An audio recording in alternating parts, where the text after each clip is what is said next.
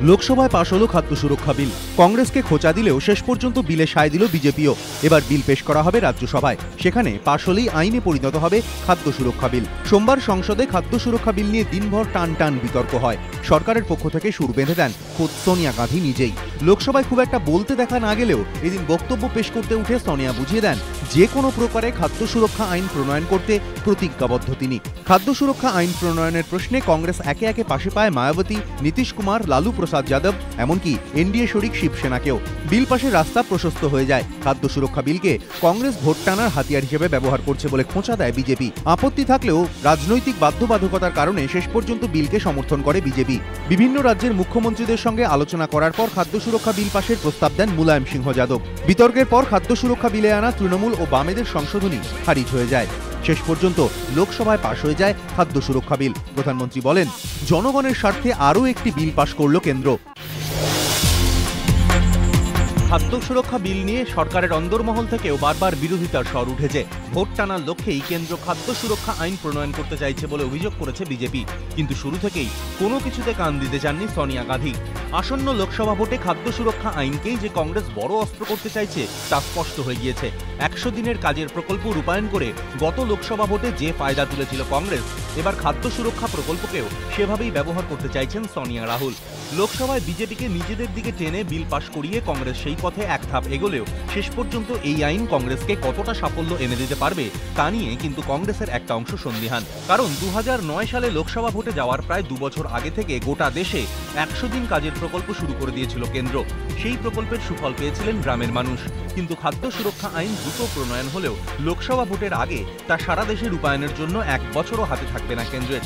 ফলে এই স্বল্প সময়ে গরিব মানুষের কাছে প্রকল্পের সুবিধা কতটা পৌঁছে দেওয়া যাবে এবং ভোট বাক্সে তার প্রতিফলন কতটা ঘটবে তা নিয়ে কিন্তু কংগ্রেসের একাংশের সন্দেহ রয়েছে। তাই শেষ পর্যন্ত খাদ্য সুরক্ষা আইনের রাজনৈতিক প্রভাব কি হয় তার উত্তর লোকসভা নির্বাচনের ফলেই মিলবে। পঞ্চায়েত ভোটে বিপুল জয় পাওয়ার মানুষের প্রত্যাশা পূরণে জেলা পরিষদ পরিচালনায় সততা ও স্বচ্ছতাকেই গুরুত্ব দিতে চান তিনি। সোমবার টাউন হলে তৃণমূলের নবনির্বাচিত জেলা পরিষদ সদস্যদের সঙ্গে বৈঠকে এই বার্তাই দিলেন মমতা বন্দ্যোপাধ্যায়। শুধু বার্তা দেওয়াই নয়, স্বচ্ছতা রক্ষার প্রথম ধাপ হিসাবে দলের সমস্ত সভাধিপতি এবং সহ সভাধিপতিকে তাঁদের সম্পত্তির হিসাব দেওয়ারও নির্দেশ দিলেন তৃণমূল নেত্রী। ক্ষমতায় আসীন হওয়ার পর জেলার সঙ্গে মহাকরণের সমন্বয় বাড়াতে জেলায় জেলায় মিনি মহাকরণ নিয়ে প্রশাসনিক বৈঠক করেছেন মমতা বন্দ্যোপাধ্যায়। এবার জেলা পরিষদের সঙ্গে মহাকরণের সমন্বয় বাড়াতেও জেলা পরিষদের মাথায় মহাকরণের একজন আধিকারিককে বসানোর সিদ্ধান্ত নিয়েছেন মমতা বন্দ্যোপাধ্যায়, যিনি মহাকরণের সঙ্গে জেলা শাসক ও সভাধিপতির সমন্বয় রক্ষা করে চলবেন। এদিন টাউন হলে 2 দফায় বৈঠক করেন তৃণমূল নেত্রী।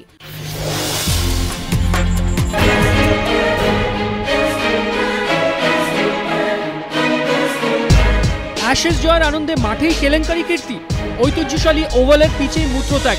অভিযোগের তীর ইংল্যান্ডের 3 ক্রিকেটারের দিকে, স্টুয়ার্ট ব্রড, কেভিন পিটারসন ও জেমস অ্যান্ডারসন। রবিবারই ওভালে 3-0 অ্যাশেজ জিতে নেয় কুক বাহিনী, আর তারপরই বাঁধনহীন উচ্ছ্বাস, লাগাম ছাড়া উৎসব। মাঠেই পানীয় নিয়ে উৎসবে মেতে ওঠে টিম ইংল্যান্ড। ওভালে তখন ধীরে ধীরে অন্ধকার নেমে এসেছে। অস্ট্রেলীয় প্রেস বক্সে তখনও বেশ কয়েকজন অজি সাংবাদিক। তাদের অভিযোগ, পানীয় নিয়ে উত্তুঙ্গ উৎসবের মধ্যেই ঘরের মাঠের পিচের দিকে এগিয়ে যান স্টুয়ার্ট ব্রড, কেভিন পিটারসন ও জেমস অ্যান্ডারসন। আর সিরিজ জয় উদযাপন করতে গিয়ে শেষমেশ পিচের উপরই কুকীর্তি। ঘটনায় সমালোচনার ঝড় ক্রিকেট মহলে। ইংল্যান্ডের কোচ অ্যান্ডি ফ্লাওয়ার বিষয়টি নিয়ে কোনো মন্তব্য করতে না চাইলেও ব্রিটেনের ক্রীড়ামন্ত্রী হিউ রবার্টসন জানিয়েছেন, যদি এমন ঘটনা ঘটে থাকে তাহলে তা সত্যিই অভিপ্রেত নয়, অভিযোগটি খতিয়ে দেখা হবে।